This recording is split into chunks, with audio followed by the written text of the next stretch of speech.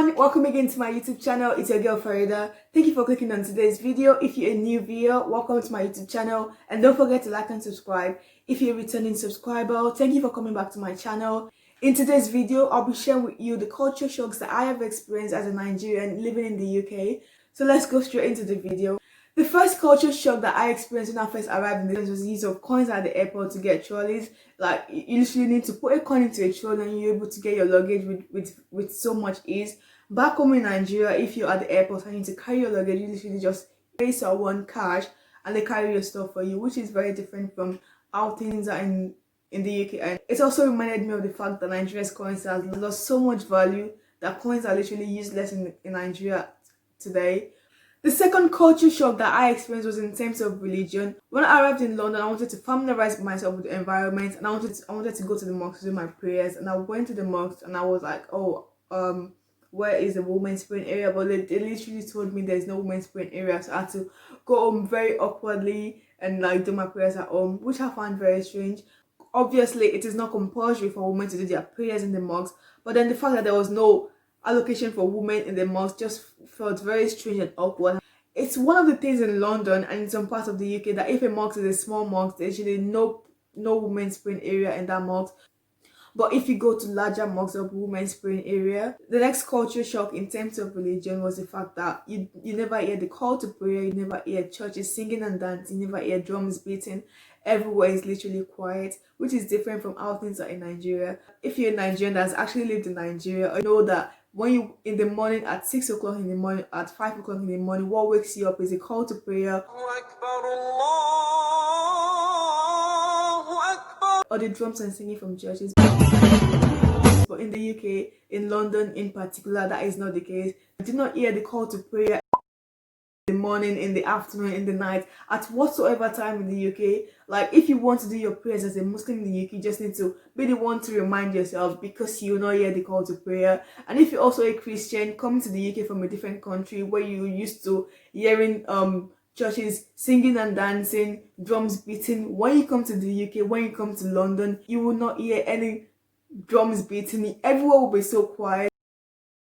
So if you come to the UK and you were not very religious before you come to this country, you will literally not be able to practice as much as you used to practice. Like, many people come here and become less religious or become more religious. It depends on each individual. The next culture shock that I experienced was the fact that I didn't realize that the sign on bank cards is to show that you can pay by contactless payments. When I arrived in the UK and I went to a shop to get my first SIM, the customer assistant at the till was like, tap your card on the reader, and I was like, what do you mean tap your card on the reader? Because it was very strange to me. So like, when I was able to make payments in like 2 seconds, I found it like very strange and actually very like, oh, that is so cool. But then in Nigeria, that is not the case.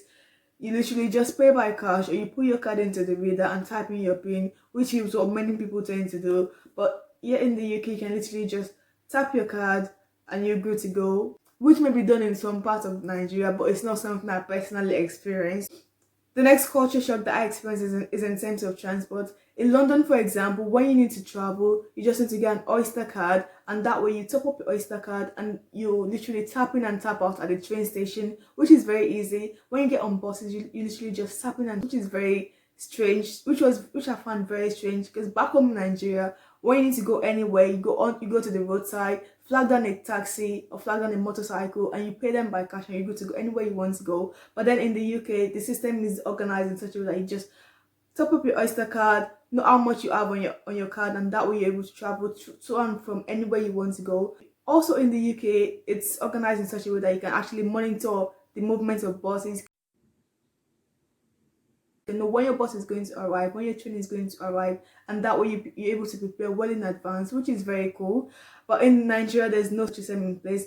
The next culture shock that I experienced is the fact that there's so many accents in London. The next culture shock that I experienced is how there's so many diverse people in London. In London alone, like, when you go from one place to the other, you see people from Somalia, people from China, people from Japan, people from different parts of the world, and it just makes you think that there can be such a country that has people from different parts of the world that can actually benefit from. Back home in Nigeria, the people you see are just people that are Nigerians and people from other neighboring African countries, and sometimes foreigners from other European or Asian countries. But in the UK and in London in particular, the diversity is so amazing. And it's one of the things that make London a place where people just want to visit. The next culture shock that I experienced is how there's so many gay and lesbian people in the UK.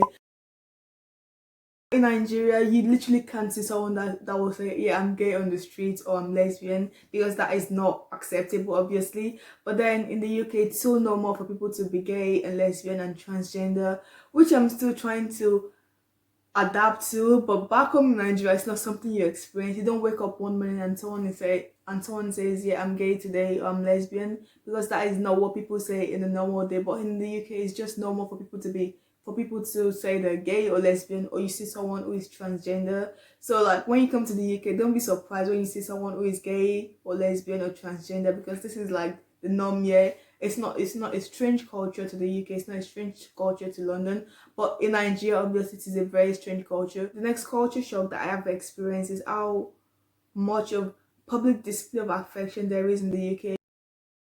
People kiss each other on the street or hug each other on the street, which is very strange in Nigeria. If you're kissing someone on the street in Nigeria, hugging them very strangely on the street in Nigeria, people will literally look at you and think something is definitely wrong with this person. But in the UK, it's just normal for people to do these things. Like it just still shows how, it still shocks me, but then that is the culture in the UK. It's different from Nigeria.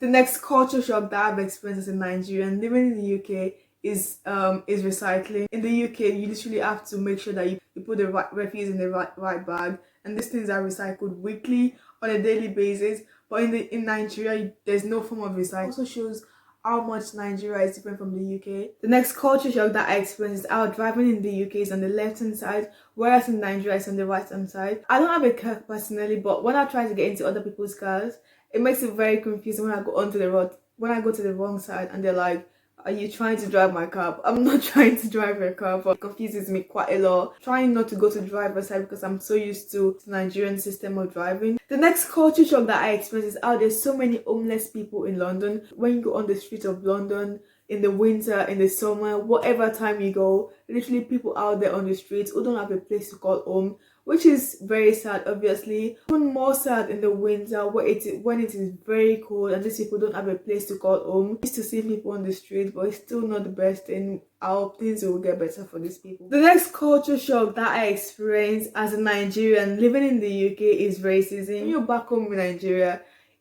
racism is not something you have to deal with, because the people around you are people of your same skin color mostly, and obviously there are people that come from Asia, from other parts of from other African countries, from Europe, but then the majority of people in Nigeria are black skinned people, which makes the likelihood of racism very less. But then coming to the UK and experiencing racism is just like on a different level, and sometimes you don't really cherish what you have, or you don't cherish how things are back home until you come here and actually experience racism in real life, which is very sad, obviously, but that is how things are. The next culture shock for me as a Nigerian living in the UK is how people have to pay TV license to watch your TV. Like, I still don't get how you have to pay to watch your own TV. After buying a TV, paying so much money to buy a TV, and then for you to actually watch it, you need to pay a license to watch it. I don't get it. Obviously, like, the system is to generate money, to generate income for the government, but I still don't get how it has to be so expensive. Why do you have to pay so much to watch your TV, really?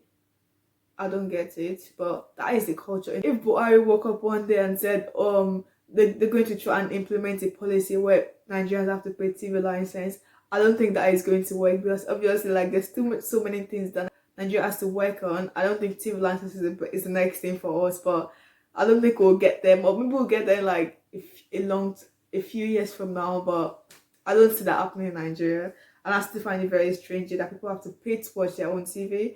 The next culture shock for me as a Nigerian living in the UK was the fact that the electricity never goes off, which is very, very cool, because if you're a Nigerian who has actually lived in Nigeria, you know that every now and then you have to shout, up NEPA, because like literally you're so happy when the light comes back on, and everyone is sad when it goes. Sometimes people don't have electricity for days, but in the UK, as long as you pay your bills, you have electricity, which is very, very cool. I remember when I first got here, I would literally like rush home to try and charge my phone. And I remember, wait, what are you doing? The light never goes off. So it's like, what the hell? It's taking a while to get used to the fact that you have constant electricity, which is very cool. And that is one of the things you don't get in Nigeria. And it's a very good culture shock to actually come to a place where you know that you actually to actually come to a place where you know you have constant electricity as long as you pay your bills. And it is the hope that one day Nigeria will also get to that level one day. The next culture shock that I experienced is the weather. The weather in this country is so shit. Like, the weather in this country is so unpredictable. It can literally be sunny at this particular moment, and then 5 minutes later it's raining, or 5 minutes later it's snowing, and you're like, wait, what is going on? Can it be stable? So it's like, even when it's sunny, sometimes the sun is not hot enough. So it's like, but we can see the sun, but it's actually not hot enough compared to how it is in Nigeria. Next culture shock for me as a Nigerian living in the UK is the fact that lectures at my uni are recorded, so that if you didn't attend the lecture, you can easily listen to them again. And the way attendance is also marked. You just need to make sure that you tap in your card before the lecture starts, and that's it. There's no lecturer trying to pass around sheets of paper for people to write their names on, because you literally tap in your card, and that's it, your attendance is marked. But obviously it's very easy to cheat the system, because literally if you don't want to go to lectures, you just tap in or give your card to someone, which is not allowed, but people do that. And it's one of those things. It's one of the sort of like the demerits of the system, but it works well. It's effective. The next culture shock that I experienced is that drinking and smoking is so normal in this country. Like, it's just normal for people to drink and smoke. It's normal for people to go to the pubs and say, oh, you're right, mate, do you want to go to the pub today? And people literally just go to the pub like it's a normal thing for them to do. But back home in Nigeria, if I told my parents that, oh, I want to go to the pub to meet my mate, we want to drink or something, they're gonna be like, wait, what are you trying to do? Like, what kind of friends do you have? But here in the UK, here in London, people are so relaxed about things. People literally go to the pub to meet their friends and relax and drink. Drinking is normal, smoking is normal. But in Nigeria, if you were to be smoking, parents are going to think something is really wrong with you, and they probably won't take you for deliverance. So like, things are so different in the UK and Nigeria. The next culture shock in the UK is how the food is so different from what we eat back home in Nigeria. Like, it's so different. But I think I've got used to eating so many of the English foods. Yeah, I think I like the English breakfast, the Yorkshire puddings, roast dinner. I think those are like my favorite for now. But yeah, the food is so different from what we eat back home. I miss eating my amala and eba, but that is what it is. Yeah, when you go to a different country, you just need to adapt. When you roam, you act like the Romans. The next culture shock as a Nigerian living in the UK is how the roads are so good and so well maintained, which reduces the likelihood of road accidents. In Nigeria, road accidents are very common. It's a normal thing for road accidents to occur because the roads are very poor and poorly maintained. But in the UK, things are different. The roads are very well maintained. There are some roads that are bad, but compared to our roads are in Nigeria, definitely the roads in London and in many parts of the UK are really well maintained, which is amazing. Like, it just makes you want to think that Nigeria has a long way to go in terms of development. How things are in the UK, how things are in London, how things are in Staffordshire, in Cambridge, and in some parts that I've been to are so different from how things are in Nigeria. We still have a long way to go as a country. But yeah, the whole point of this video is to share with you guys some of the culture shocks that I've experienced in Nigeria and the UK. Let me know what you think in the comment section. If there's any other culture shocks that you've experienced that I've not mentioned, let me know in the comment section. Thank you for watching today's video. If you've enjoyed today's video, make sure to like, subscribe, share, and stay tuned for more videos. See you again next time. Bye.